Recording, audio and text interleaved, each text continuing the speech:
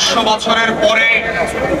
2024 সালের গণ অভ্যুত্থানে যে ঘটনাটা ঘটে গেছে সেটা হচ্ছে লক্ষণ সেন, ইখতিয়ার উদ্দিন মোহাম্মদ বিন বখতিয়ার খলজির আসন্ন সেনাবাহিনীর ভয়ে নদিয়ার প্রাসাদ থেকে পিছনের দরজা দিয়ে যেভাবে পালিয়ে গিয়েছিলেন, গত 800 বছরে এই বাংলার আর বঙ্গীয় জমিনের দ্বিতীয় উদাহরণ তৈরি করেছেন হচ্ছে বাংলার ফ্যাসিবাদী শাসন ব্যবস্থার নায়ক, শেষ বংশের শেষ উত্তরাধিকারী বেগম লক্ষণ সেন 2024 সালে পিছনের দরজা দিয়ে নেতা কর্মীদেরকে লক্ষ লক্ষ অবরুদ্ধ এবং অনিয়ন্ত্রিত অবস্থায় রেখে পালিয়ে ওনার প্রভুর দরবারে গিয়ে প্রমাণ করেছিলেন 800 বছরের ব্যবধানে আমরা নতুন করে আরেকজন লক্ষণ সেন পেয়েছিলাম, এবং যেই লক্ষণ সেনের উত্তরসূরি হচ্ছে সেই দিল্লির প্রজাতন্ত্রের যারা শাসক ব্যবস্থা কায়েম করেছিলেন, যারা নমরুদ এবং ফেরাউনের উত্তরসূরি ছিলেন,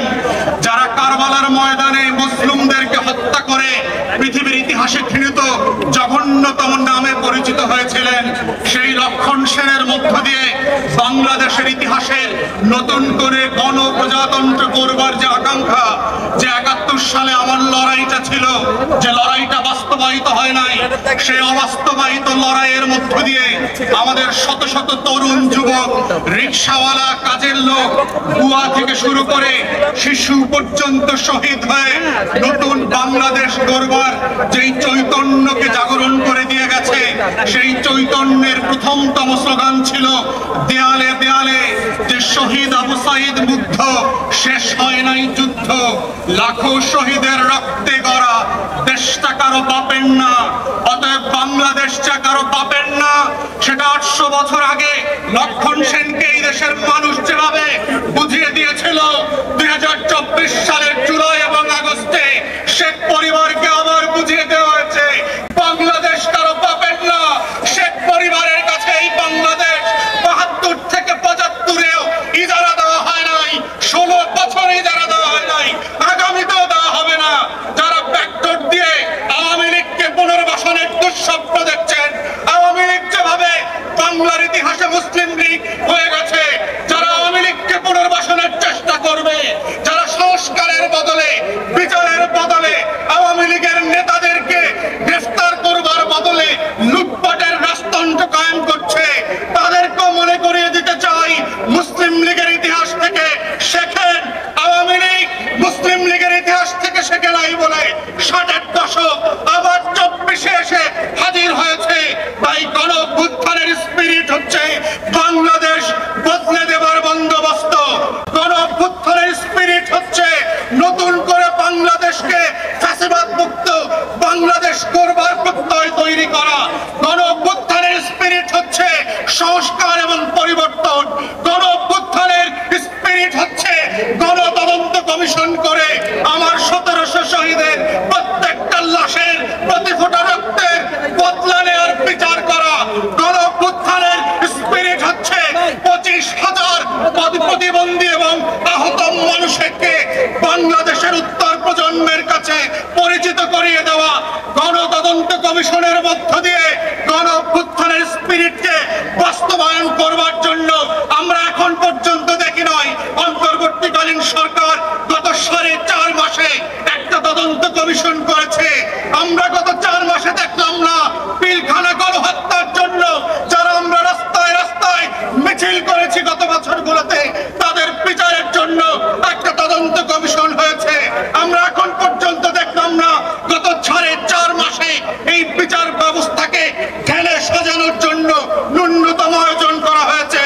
অন্তর্বর্তীকালীন সরকারের উপদেষ্টা আছেন, আমরা মনে করিয়ে দিতে চাই রাজপথের লড়াইকে ভুলে যাবেন না, রক্তের বদলাতের রক্তের যে বিচারের দাবি এসছে সেগুলোকে ভুলে যাবেন না, আমলাতন্ত্রের ফাঁদে পড়বেন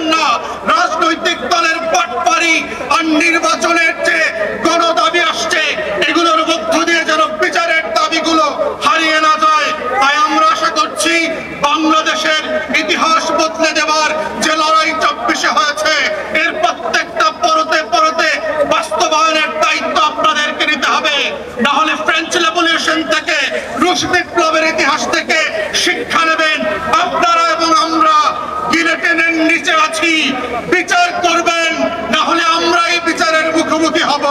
এই বাস্তবতা ভুলে না গিয়ে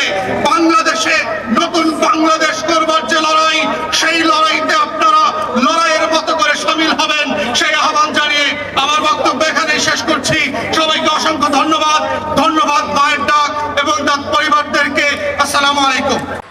প্রিয় দর্শক, এতক্ষণ আমরা ওনার কথাগুলো শুনলাম। উনি বিভিন্ন বিষয় নিয়ে কথা বললেন, তার মধ্যে প্রিভিয়াস গভর্নমেন্টের যে বিভিন্ন অপকর্মের বিষয়গুলোকে তুলে ধরে তাদেরকে নিষিদ্ধের বিষয়টি উনি বলছেন, এবং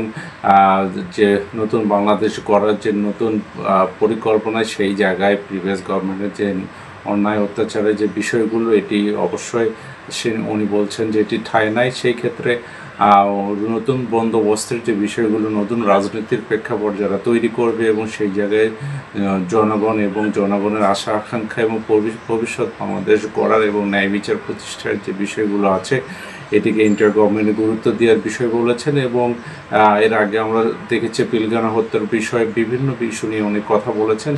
উনি এই বিষয়গুলো থেকে যে নতুন তদন্ত কমিশনের বিষয়গুলো এসেছে, এবং এই কারণ পিলখানা হত্যার যে বিচারের কমিশন তৈরি করার বিষয়ে উনি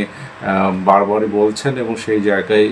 ইন্টার গভর্নমেন্টের সঠিক ওয়েতে কাজ করে, এবং ভবিষ্যতে এইসব অপকর্মের বিচার ব্যবস্থা নিয়ে স্বচ্ছতার মাধ্যমে কিন্তু এইসব বিচার ব্যবস্থা করতে হবে, যেন মানুষ তাদের জীবনযাত্রা এবং তাদের ফ্যামিলির যে হত্যাকাণ্ডের শিকার হয়েছে এটি ন্যূনতম যেন বিচারটা তারা পায়।